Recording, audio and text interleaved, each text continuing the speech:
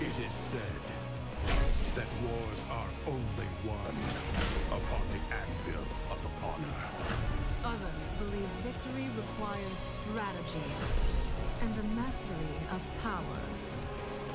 War is deception.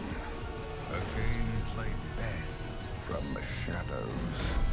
Only strength and raw power can assure total dominance. Welcome to the Lordaeron Aftermath tutorial. So today we'll be looking at the Dwarfs. They are kinda interesting, aren't they?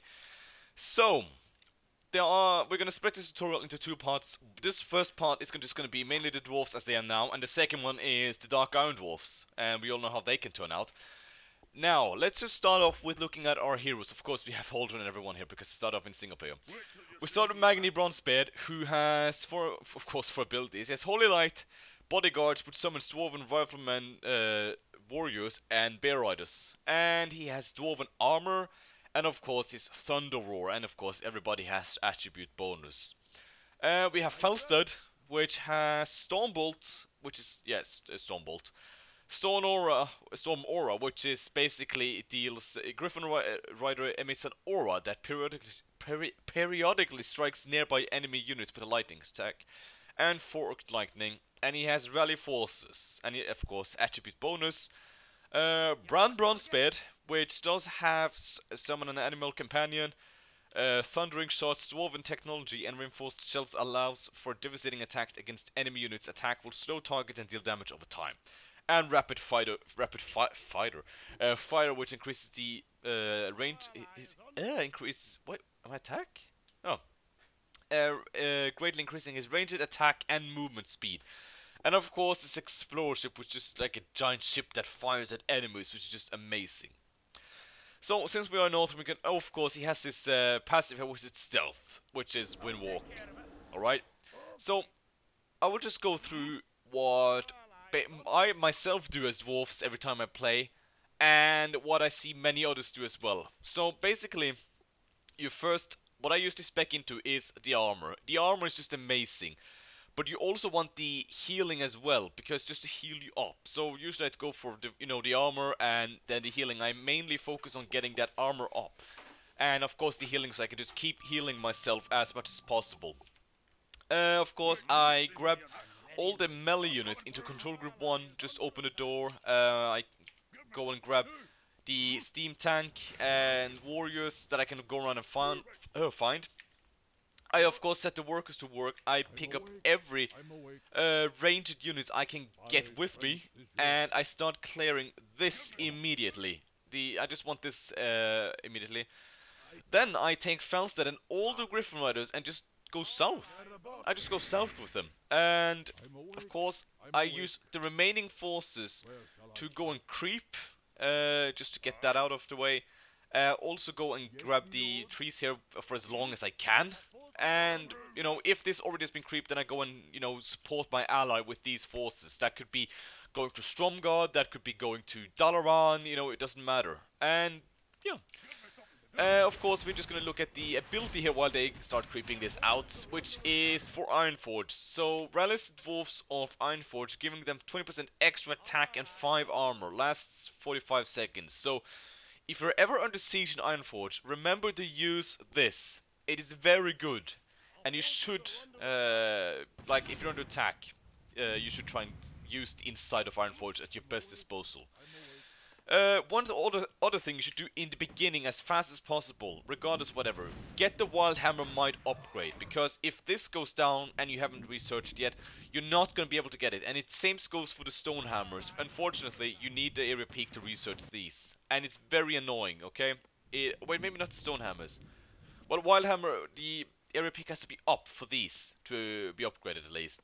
Which is a pain in the ass, because the Griffin Riders are excellent, and the Storm Hammers are just great. The Wild Hammer Fog, it's not needed for Area Peak, but it's very good. And of course the Chain Lightning, which makes that hero squad just so dangerous and so good at the same time. So you want that. More upgrades you want to start getting is the Fragmentation Shards, just to deal more damage to unarmored and medium armored units. You also want to get ranged upgrades first. You want to focus on, of course, getting defense up on your defenders, of course, or your tanks, which would be the bear warriors, and maybe some warriors as well, dwarven warriors. But of course, mainly the ranged as well. Now, of course, it even says here in the message right here, Magni is unrevivable. So if he dies, boom, he's dead, and he's a very great hero if you manage to keep him alive. Of course, after you got Falstad down here, as I said, be careful. This is a new island, of course, that will cause some trouble with just the the watchtowers can maybe snipe down a not Falstad, but a Griffin Rider or something, and they're a little bit expensive. You don't wanna. I mean, it's 40 gold. You wanna try and keep them up. Also, something else, of course, they have the new Wildhammer Shaman, which is very good as well. They have heal, so dwarves have a kind of heal now instead of just the explorers. They have lightning shield, which is great, and they have Wildhammer Storm, which is monsoon in other words. So they're very great. Now, for Dwarf Survival, it can depend on your allies. It can depend on how well the players you fight are. So most likely you will be fighting either Dragonmaw or Horde. One of them, it's either one of them, regardless of what, unless of course maybe both of them are disconnected, but you want to keep in mind that you will fight one of them, and most likely Silverhand will come down and go for the Ashbringer, alright? He will most likely come down, and if you're lucky, New Dalaran will go New Dalaran, and then he will be able to teleport down and give you support, But if you should be very unlucky and, end up with allies that are very new to Alliance and you're the only one who maybe knows what to do, then you should at least know how to play dwarves well as well. So, meanwhile, you clear this out, you get the Nomergon, of course, use the Skybreaker in your flying squad with the Griffins. You want to get the Griffins up and level Falstad down here as well. But in the meanwhile you do all this, you want to use Brandbronzebed in Northrend to start creeping around here in Howling Fjord. You want to start moving up to Ulduar, and you want to start going down into Ulduar as well, and you just grab that Earthren one. It's just 200 more extra health to your dwarfs and the Earthren, and you get a lot of XP, and what do you get? You get a lot of money and gold, which is going to be very nice to get in mind. And of course the extra control points and creep gold is just going to be very great as well. You will have the dwarven workers as well up here. You just want to start gathering wood. You just want to get every work you can that you have lying around on wood. Also, I almost forgot to mention, you have this new base here. What I usually do is I take all the units and send them back. The same with over here, just send them back, and if you're fast enough, get all the units up here and just start sending them back. It's just some extra units that you can maybe rescue, and it's just some extra gold that you don't need to spend. And it's, you don't want to try and spend as less as possible.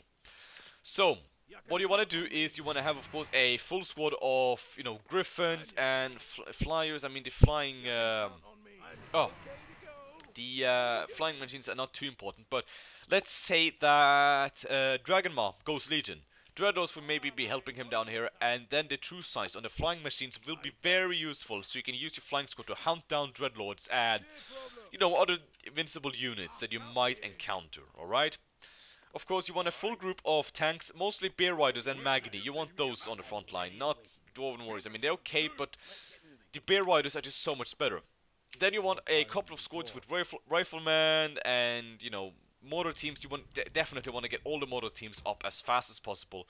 And you also want a couple of Wildhammer Shamans. Not maybe the first thing you want to prioritize, but you want to get them up at some point. And tanks are not too bad, but the Bear Riders, I would definitely go for them instead. Of course, you will have some. You will actually have a normal bear here as well.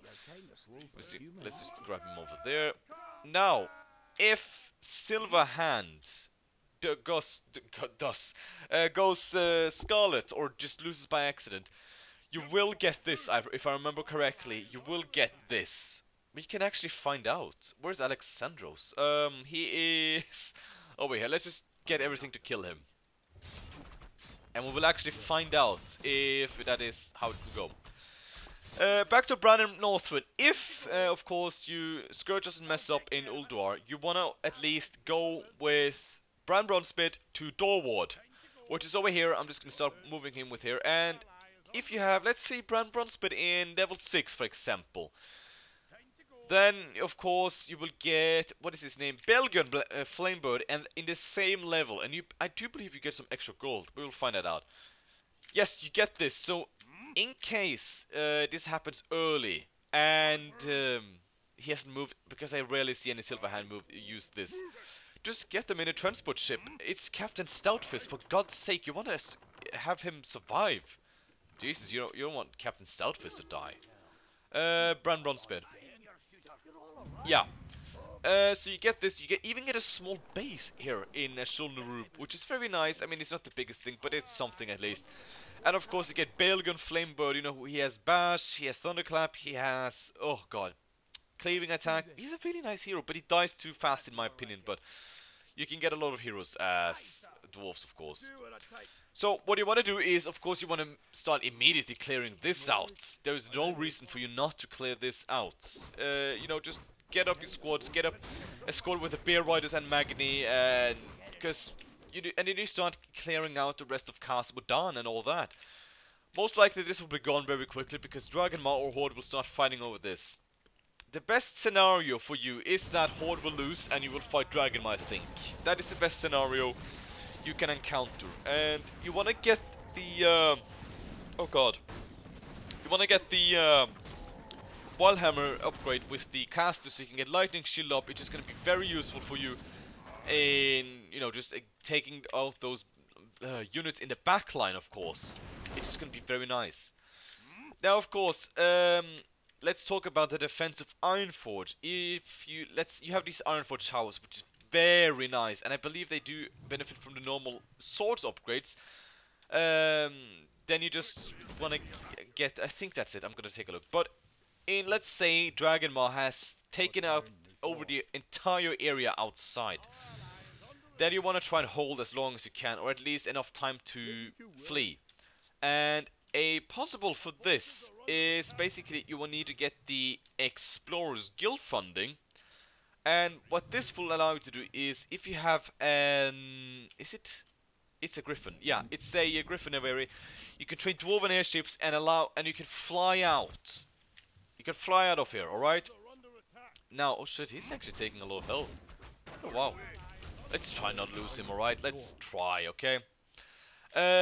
You know, you can I usually build a couple of towers, and some things I never do almost, but I want to do is actually start repairing the goddamn Ironforge towers, because they are very strong, alright? They can be very strong.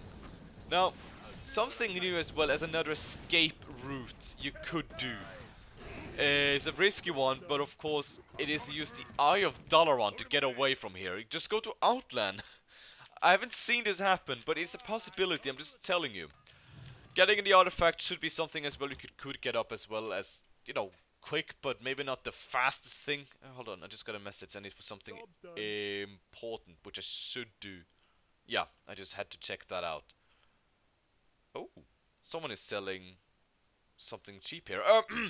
Anyway, let's focus on the task again. So yeah, clear this out. Your ally might come down and help you. Silverhand might stay, and you will get some help from him to push out the Horde or whatever. A powerful artifact. Let's see what I got.